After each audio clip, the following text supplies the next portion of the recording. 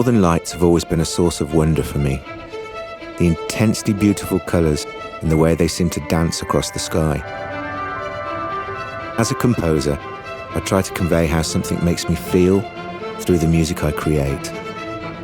So instead of only seeing the northern lights, could we also hear them? What if we could somehow translate those colours and movements we see into a symphony we can all hear?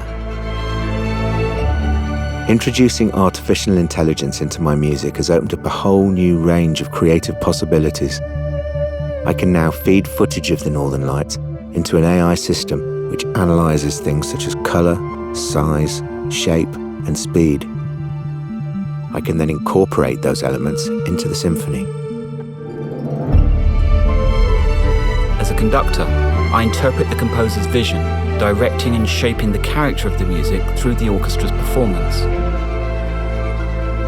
For Sound of Light, I aim to amplify and enhance the emotion of this particular performance, so it feels as if the northern lights and AI are talking to us through music.